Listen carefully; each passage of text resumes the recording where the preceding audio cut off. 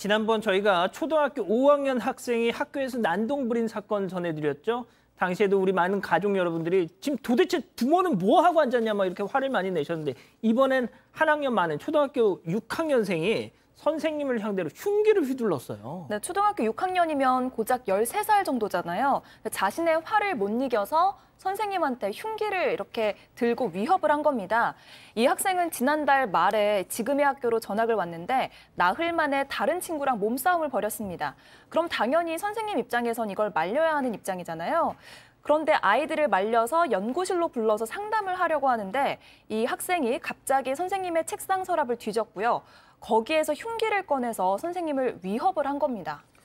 자, 지금 흉기 저희가 차마 지금 약간 모자이크 처리를 했지만 사파임에도 그냥 톱입니다, 톱.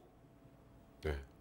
전학 온 지 나흘 만에 그것도 싸움 말리는 선생님한테 저런 걸 그거에서 끝난 게 아니라 또 막 이랬죠, 또. 야, 이거는 영화에서도 소재로 나오기 힘들 만한 정도의 수준입니다. 초등학교 6학년이 저 어렸을 때 생각하면 정말 말도 안 되고 상상도 못할 만한 상황인데 그냥 아무리 홧김이었다 그래도 선생님과 본인이 시비가 있었던 학생한테 둘 다 죽여버리겠다. 그리고 때리는 것만 보고 상황 파악 못하면서 윽박 지르고 XX했다. 이거 저 담임교사, 좀 어린 여성 교사한테 한 얘기입니다. 예.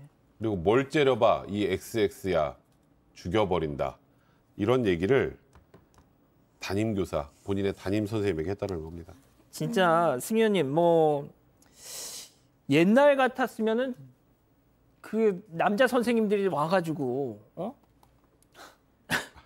많이 맞았을 거예요. 저 초등학교 6학년생은 바로 그 자리에서 제압이 되고 부모 끌려와가지고 죄송합니다 하면서 막 손이 발휘되도록 빌고 하면서 그렇게 됐겠죠. 옛날 같았으면. 사실 다들 시청자 여러분들 다 기억하시겠지만 군사부 일체, 물론 이런 말하면 제가 꼰대라는 말을 듣겠지만 군사부면 선생님은 어머님, 아버님 앞쪽에 있었던 분이세요. 그분의 그림자도 밟지 않겠다는 게 저희들의 마음이었는데 앞에서 싸움이 있었잖아요. 싸움이 있는데 이 싸움을 말렸단 말이에요. 예를 들어서 아이가 아무것도 안 하는데 저 교사가 좀 부적절한 행동했으면 거기에 대해서는 일말의 이해라도 하겠지만 아이들이 싸우는 걸 말려서 그 아이를 데리고 상담하기 위해서 갖는 교사에게 저런 이야기를 하는 거는 제가 봤을 때 분명히 좀 확인해야 되는 부분이 아닌가, 되게 조심스러운데 분명히 사이키아트리안, 그런 정신질환적인 문제가 저는 분명히 있다라고 보고 거기에 대한 뭔가 트라우마를 해결하지 않으면 이런 일이 계속 반복되는 것이고 전학된 이유가 있을까요? 거기까지 좀 전체적으로 들여다봐야 되지 않을까 그렇게 생각합니다. 자, 지금 당장 우리 가족 여러분들이 채팅창에 다들 이제 과거에 이제 학교를 다니셨던 분들이니까 하키로 맞았다. 순간 고막이 나갔을 것이다. 또 과거의 경험담, 목격담 이런 걸 말씀해 주시는데 자, 그런데 선생님이 아이가 저지경이 됐는데도 어떻게 손 쓸 방법이 없는 건가요? 그러면? 아니 그러니까 지금 이 상황은 일단 진행 중인 상황이 어떻게 되는지 먼저 말씀을 드려야 될 것 같은데 선생님이 말렸습니다. 아이를 진정시켰고요. 예. 이 아이가 이제 원래 싸웠던 학생이 있지 않습니까? 그 학생에게 쫓아가서 흉기를 막 휘두르려고 했었기 때문에 진정을 시키고 다행히 했지만 그 흉기도 좀 빼앗았고 그리고 다른 어떤 특별한 물건들이 없는 그 회의실로 일단 옮겨서 얘기를 이어가려고 선생님은 시도를 했어요. 근데 거기서 끝난 게 아니었어요, 문제 상황이. 아니, 끝난 게 아니면 뭐가 또 있었어요? 그러니까 이 아이가 좀 상담이나 치료를 받아야 될 것 같은 게 진정을 하는 모습을 보이다가 갑자기 다시 화가 난 겁니다.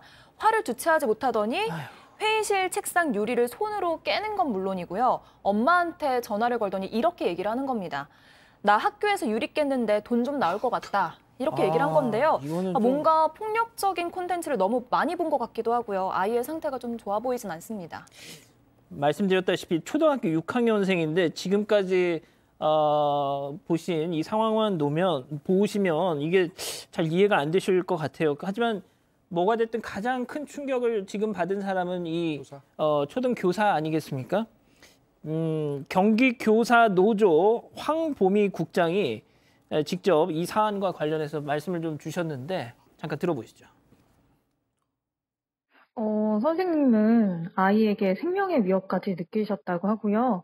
또 이 아이를 물리적으로 제지했을 때 이 아이를 이렇게 제지하려고 아이를 잡거나 이 톱을 뺏으려고 하는 상황에서 이렇게 조금만 터치가 있어도 아동학대의 이제 고소 위험에 놓여 있거든요, 교사들이. 그래서 선생님이 많이 무력감을 느끼셨다고 해요. 자, 들으신 것처럼 조금만 터치가 있어도 손대면 톡 해도 아동학대 고소 위험이 있다. 정말 이게 요즘 교육의 현실이라는 얘기가 많은데요. 두 번째 사건 체크포인트 짚어보죠. 그렇습니다. 저런 얘기까지 나옵니다. 언터처블. 예. 네, 그러니까 교사들이 제가 이제 관련 네. 기사에 달린 댓글 보니까 현재 교사들의 얘기들이 좀 많았어요. 자, 우린 사지가 다 묶여 있다 이런 표현을 쓰시더라고요. 네. 이런 분위기가 된 건 좀 꽤 된 것 같은데요. 선생님이 뭐만 했다 하면 아동학대로 고소하겠다 이런 협박이 들어온다는 겁니다. 만약 이번 상황 같은 경우에도 이 담임 선생님이 흉기를 빼앗으려고 했다면 나중에는 이 선생님이 아동학대를 했다 이런 식으로 상황이 뒤집어질 수가 있다는 거죠. 그래서 최악의 경우에는 사비를 들여서 변호사를 선임해야 하는 그런 상황까지 올 수 있다고 해서 선생님들이 할 수 있는 게 사실상 없다고 이야기를 하고 있습니다. 자, 백 변호사님, 얘는 이미 이 사달을 벌이기 얼마 전에 전학을 왔던 애예요. 그렇죠. 일단 거기서부터 뭔가 있었으니까 또 그래. 근데 또 이렇게 되면 반을 바꾸든지 또 전학을 보내든지 이런 거밖에 지금 현실적인 방법이 없다는데 아니 네. 그럼 반이 바뀐다. 그럼 그쪽 반 애들은 만약에 또 강제 전학을 보낸다? 그럼 그 학교 애들은 그러니까 이게 진짜 난감한 문제인 것 같아요. 지금 말씀하셨던 것처럼. 그러니까 이 전에 전학교에서 무슨 일을 저질렀는지는 저희가 지금은 모르죠. 근데 이게 전학이 정상적인 전학이 아닐 가능성이 매우 높지 않겠습니까? 이런 행동을 하는 거 보면. 그럼 이번에 일단 피해 선생님과 피해 학생 입장에서 생각을 해보면 일단 기본적으로 학급은 교체겠죠. 최소한. 이제 내일 교권보호위원회가 열린다고 하는데 선생님이 요청할 수 있는 거는 고작 그것뿐입니다. 최소한 학급 교체 이상의 처분이 나오지 않으면 흉기로 위협받은 학생, 나머지 학생들과 계속 한 교실에 있어야 된다. 아유. 근데 조금 전에 말씀하셨던 것처럼 그럼 그게 근본적인 대책이 될까요? 그러니까요. 다른 반으로 옮기면 그 학생하고 그 반에 있는 선생님은 어떡하죠? 다른 학교로 옮기면 어떡하죠? 진짜 딱 방금 자막에 나왔는데 폭탄 돌리기라는 표현이 딱이에요. 그러니까 이게 사실 선생님 입장에서도 지금 뭐 다들 뭐 특별히 가지고 안정 취하고 있는 정도의 상황이라는데 그럼 이 아이를 어떻게 해야 될지 그에 대한 고민을 더 진지하게 좀 해봐야 되는 상황이 아닌가. 지금 말씀하셨던 것처럼 단순한 폭탄 돌리기로는 이 아이가 가는 학교도 선생님들도 학생들도 전부 다 불안에 떨어야 될 만한 그런 상황인 것 같습니다. 양 변호사님 진짜 양 변호사님도 과거 학창 시절을 경험하셨지만 과거엔 교권이 너무 엄청나서 거대해서 문제였지만 지금은 또 이런 얘기 들으면 그냥 저는 지금도 선생님들이 아이들을 뭐 어떻게 보면 좀 힘으로 제압하는 건 반대합니다. 근데 문제는 뭐예요? 왜 반대하냐면요. 우리가 뭐 사회생활하다가 범죄를 저지른 사람들이 있었을 때 개인적으로 사적으로 처벌을 못 하잖아요. 근데 그렇다고 해서 우리 사회가 이 범죄에 그냥 놓여져 있나요? 아니죠. 공권력이 개입을 해서 처벌을 합니다.